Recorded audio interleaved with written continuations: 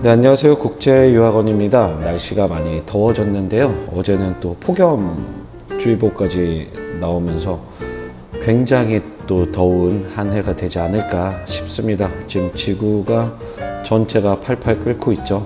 미국 동부도 그렇고, 그리고 터키에서도 산불이 계속 더위 때문에 나오고 있다고 하고, 또 에펠탑 같은 경우에는 최대 20cm까지도 필 수 있다라는 그런 전망까지 나오고 있는데요. 이 무더위들 잘 이겨내시길 바라고, 오늘 영상은요, 이 국가별로 유학을 가게 되었을 때 평균적으로 비용은 어느 정도가 들게 될까, 그리고 유학을 준비하실 때 어느 정도 예산을 준비하면 좋을까라는 부분에 대해서 이 평균적인 금액들을 가지고 찾아뵙게 되었고요. 물론 이 가시는 지역에 따라서, 그리고 또 한 분 한 분 라이프 스타일이 다 다르기 때문에 소비 패턴도 다를 것이고, 그래서 이 조금 약간 상이하는 부분이 있긴 하겠지만, 그래도 대략적인 그 평균적인 금액치들을 데이터로 뽑아서 말씀을 드리니까요. 오늘 이런 부분 참고하시면서 유학 준비하실 때 도움이 되셨으면 좋겠습니다. 네, 첫 번째로는 미국이죠. 네, 미국이라는 나라, 이제 다시 지난 영상에서 소개했었지만, 이런 비자 중단이라든지 인터뷰 중단이라든지 이런 부분 그렇게 길게 가지 않을 거라고 예상을 했었는데, 예상대로 네, 비자 관련한 프로세스들 다시 진행이 되고 있고요. 동부로 가시든지 서부로 가시든지 또는 남부, 이렇게 중부 어떤 지역에 가시는지에 따라서 다르시기는 하겠지만, 미국 같은 경우에는 평균적으로 1년에 학비와 그 다음에 그 accommodation, 숙소라고 해야 되나요? 거주하는 비용까지, 리빙 코스트까지 다 합치면 약 1억에서 1.5억 정도 하나로 이렇게 예상을 해 보시면 좋겠습니다. 그 미국의 장점이라고 하면은 미국이다. 네. 단점이라고 한다면 많은 부분이 있긴 한데, 영주권이 나오지 않는 경우, 그리고 또 비자 관련한 부분에서 졸업 후에 이 취업 같은 부분이 조금 어려울 수 있다라는 부분이 하나의 리스크로 남게 되죠. 그럼에도 불구하고 미국으로 많이들 유학을 가시는 이유는 단연 미국이니까. 네. 그리고 두 번째로 소개시켜 드릴 그 국가는요, 싱가포르이라는 국가입니다. 동남아시아의 말레이시아 바로 아래에 위치해 있는 그런 서울만한 규모의 도시 국가이죠. 이 도시 국가 싱가포르 같은 경우에도 그 아시아에서는 최고의 대학이 지금 있습니다. NUS라는 대학도 그렇고, 그다음에 난양 테크놀로지 유니버시티라고 해서 난양 공대도 있고, 그래서 이렇게 지금 아시아 탑 클래스 수준의 대학이 위치해 있는 그런 싱가포르라는 국가인데요.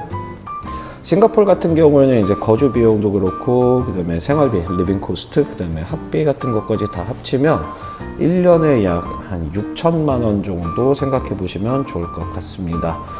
장점이라고 한다면은 졸업하고 난 다음에 취업의 연계가 조금 더 쉽다라는 편이고요. 그리고 연차에 따라서 연봉 상승 폭이 굉장히 높아지고, 그리고 또 다른 기타 더 큰 세계나 더 큰 회사로 이직할 수 있는 그런 교두보 역할을 해주는 게 또 싱가포르의 장점이다라고 볼 수는 있는데, 반면에 단점은 초봉이 생각보다 굉장히 작다라는 겁니다.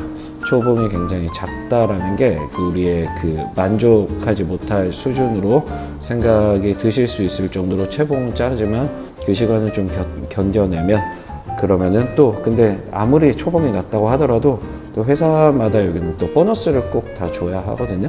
그래서 그런 것까지 합치면 또 그렇게 적은 편도 아니기 때문에 한국이랑 초봉은 조금 비슷하다라고 생각을 해보셔도 나쁘지는 않을 것 같고요. 하지만 조금 더 장점이 있다면 더 큰 세상으로, 그 다음에 더 좋은 회사, 외국계 회사들로 이직할 수 있는 그런 교두보 역할을 해주는 곳이다 라고 봐주시면 좋겠죠.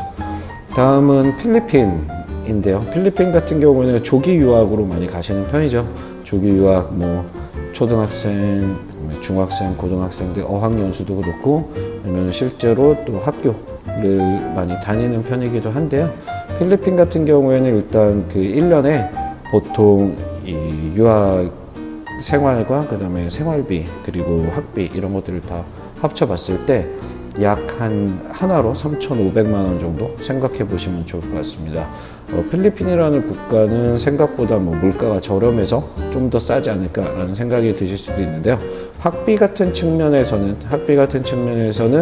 분명 다른 나라들에 비해서 좀 저렴할 수 있으나 한국 사람들이 어디를 가도 이 한국처럼 생활하는 그 패턴에 익숙해져 있기 때문에, 그다음에 저희 눈높이라는 게 있잖아요. 거기에 그 현지인들처럼 현지에 맞춰서 살아가기보다는 조금이라도 더 한국과 비슷한 환경에 맞춰서 이렇게 지내시려고 하신다면 필리핀 같은 경우에도 결코 막 너무 저렴하진 않고요. 약 3,500만 원 정도 평균적으로 이렇게 생각해 보시면 좋을 것 같습니다. 장점 같은 경우에는 일단 가성비가 좋다라는 거, 그리고 가성비가 좋다라는 게 단순히 이렇게 저렴한 것만 생각하시지는 마시고요.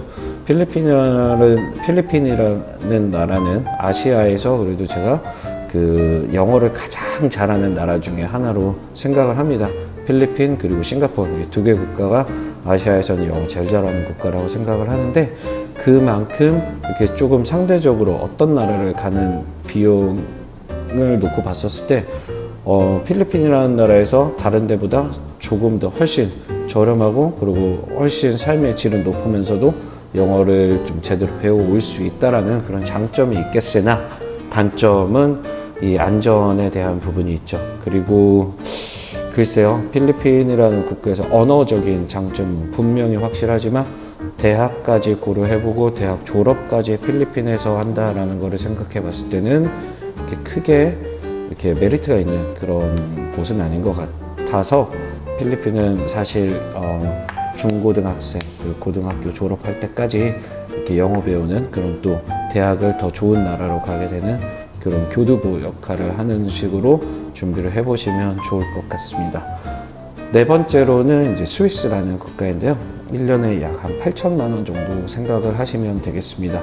이 8천만 원이라는 비용에는 물론 당연히 학비가 포함이 돼 있고 그다음에 그 숙박 이런 것들이 포함이 되어 있다라고 보시면 좋은데, 스위스 같은 경우의 장점 같은 경우에는 취업이 바로 가능하다라는 거예요.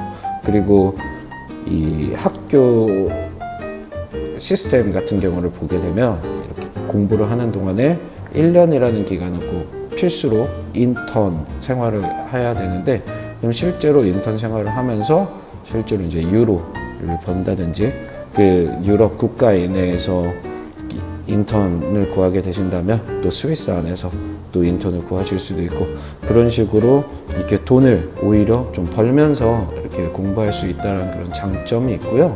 그리고 단점이라고 한다면 호스피탈리티 분야 쪽으로만 좀 일트다. 그 호스피탈리티 분야가 아니면은 좀 약간 애매한 부분이 있기 때문에, 그래서 스위스 같은 경우 만약에 이 호스피탈리티 분야, 그러니까 호텔 쪽이라든지 아니면 리조트 그리고 여러 가지 그 요리 쪽으로도 그렇고요.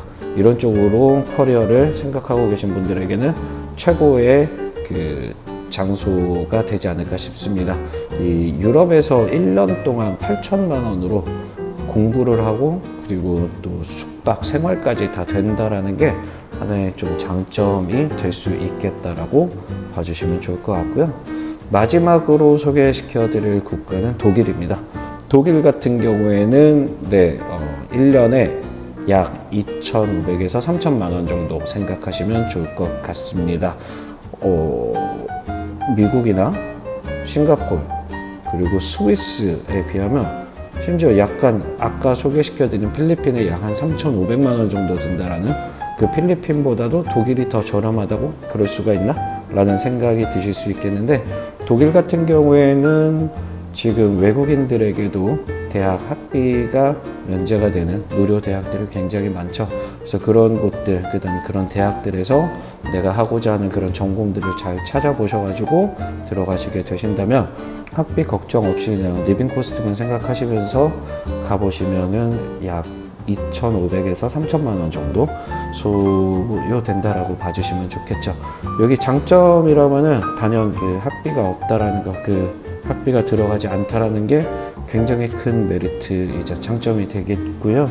단점이라고 따진다면 글쎄요, 독일 일단 언어, 독일어를 배워야 한다라는 그런 단점이 있겠죠. 아무래도 생활을 하는 데 있어서 학교에서는 물론 뭐 영어로 수업을 한다고 하더라도 이 생활 자체는 영어가 아니라 독일어를 해야 되기 때문에 이 독일어를 배워야 된다라는 그런 단점도 있을 것이고, 그다음에 독일 대학을 나와서 또 한국으로 리턴을 하시게 됐을 때 또는 독일 내에서 취업을 하시게 될 때 약간 취업 같은 부분에 있어서 한국에서도 그렇고 좀 약간은 생소할 수 있으나 그 생소함이 오히려 더 큰 어드밴티지가 될 수 있는, 장점이 될 수 있는 그런 부분이 또 생길 수 있다라는 거 감안해 보시고 고려해 보시면 일단 비용이 안 들어가는 것, 대학 비용이 안 들어간다라는 것 자체가 굉장히 큰 메리트인 것 같습니다. 네, 자, 오늘은 이렇게 5개 국가에 대한 평균 그 유학 비용, 그다음에 생활 비용을 알아보게 되었는데요. 다음 영상에서는 저희가 특히 유럽 쪽의 국가, 스위스 그리고 독일 학교들 몇 군데를 좀 소개시켜 드릴 예정입니다. 그래서 그 학교들을 보시면서 유학 준비하시는데 좀 도움이 되셨으면 좋겠고요.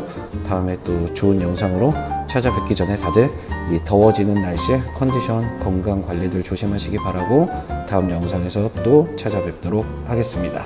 감사합니다.